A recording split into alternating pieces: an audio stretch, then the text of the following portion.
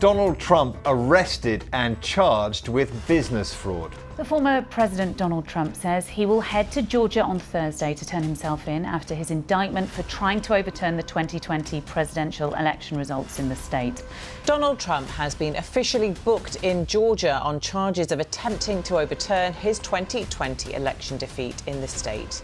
Hey everyone, you must have heard about the shocking news that President Donald Trump, yes, it's about his arrest. So what's the story behind this?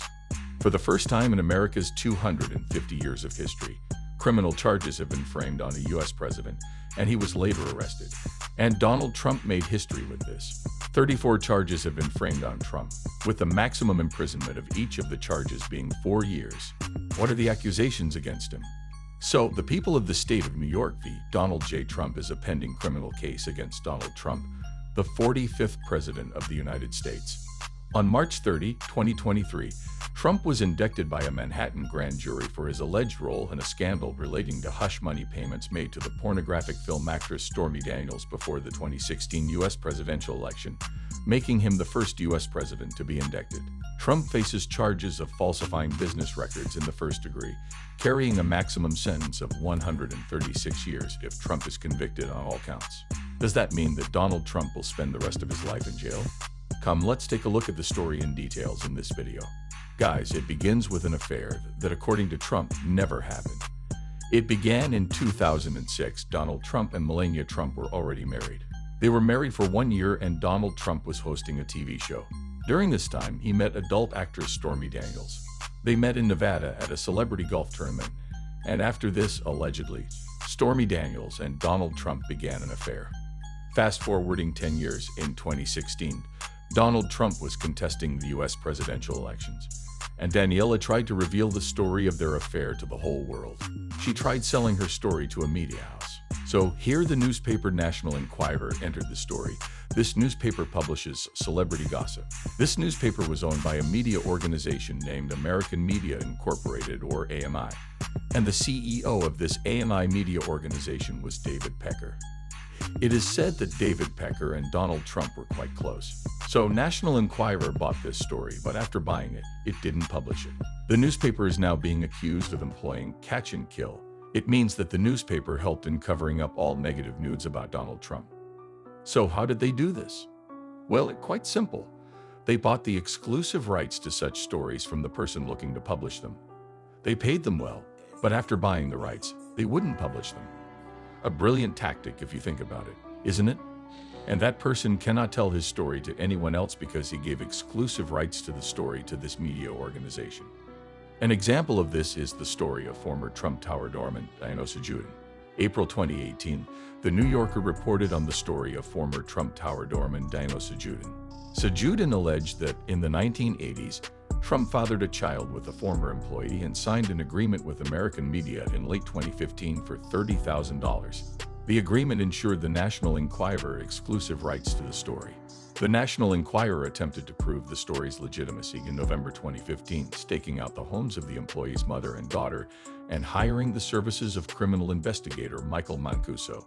Although skepticism was levied against Sajudin's claims, several sources, The New Yorker, talked to believe that American media's payment of Sajudin was unusual. In 2017, the Associated Press attempted to investigate the story and neared publication. American media met with the Associated Press to suppress the story. Immediately after The New Yorker contacted American media for comment, American media publication Radar Online published a story claiming that Sajudin's story was false. The New Yorker was not able to verify Sajudin's claims. Interestingly, friends, this isn't merely an accusation. Rather, AMI CEO David Pecker admitted that his media organization did employ the catch and kill tactic. Do you know about another incident took place between 2006 to 2007, when Donald Trump had another affair with actress Karen McDougal? This story was bought by the same newspaper by paying $150,000 to the actress. As always, they didn't publish it. Coming back to the Daniels scandal, about 1 month before the 2016 elections, this was around the same time when Trump's famous Arab them quote was leaked. And it won't be wrong to say that Trump's reputation was at stake. He was running to be the president of the US, and bad news of such affairs been made public. It would have had a big impact on the elections. Once again, this newspaper promised to pay $130,000 to Daniels to buy the exclusive rights to this story of their affair. But even as the elections were approaching, Daniels hadn't received this payment. Then the responsibility to transfer the money fell on the shoulders of Trump's lawyer, Michael Cohen. Michael kept delaying this payment, but when Daniela was about to cancel this deal because of the non-payment, frightened, Cohen used a shell company to send this money. Donald Trump claims that the affair never happened. So the question arises, why did they pay her? We have proof that money was transferred from Michael to Daniels. When he was asked in court, Michael Cohen didn't deny it. He acknowledged that he made the payment, and for this reason, due to which Michael was sentenced to 3 years imprisonment. This 3 years ended recently. Secretly paying someone to silence them is known as hush payment. And you will be amazed to know that it's not a crime in America. Now, you'll ask, why was he imprisoned? He was sent to jail not because of hush payment, but because of these crimes: willful tax evasion 5 times, giving false statements to banks, unlawful campaign contributions, and excessive campaign contributions. Similarly, in Trump's case, a married person having an affair can be morally wrong. But in terms of law, it isn't a crime in most American states. Neither is it a crime to make hush payments. So what are the charges against Donald Trump? Interestingly, he was charged with wrongly recording transaction in the bank account and falsifying his business records. And this happened when he tried to pay his lawyer for the legal services. It is allegedly that he falsified the invoices 11 times, 11 false check stubs, and 12 false general ledger entries. Broadly speaking, when his lawyers were making hush payments to Daniels, when Donald Trump paid his lawyer regarding this, there was some misappropriation of money. Even though his lawyer, Cohen, acknowledged in court about doing these things, Donald Trump claims that his lawyer is lying. The things that Cohen acknowledged doing, Trump denies all of those. Trump was accused when he was paying his lawyer to pay the hush money to Daniels. This payment was disguised as a common payment, as a normal, legal, day-to-day expenses, which it wasn't. This is why it is a case of falsifying business records. The timing of the March 30 indictment reportedly surprised Trump and his team, who learned about it from the news. His attorneys had believed it was still weeks away and had expected the district attorney's office to inform them directly. On March 18, Trump wrote on Truth Social that he would be arrested on March 21 and called for protests to take our nation back.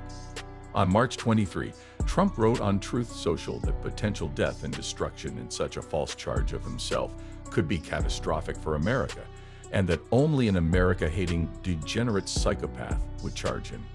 In a May 2023 hearing and court filing, prosecutors expressed concern that Trump would misuse evidence obtained through pretrial discovery procedure to attack people involved in the case, including witnesses.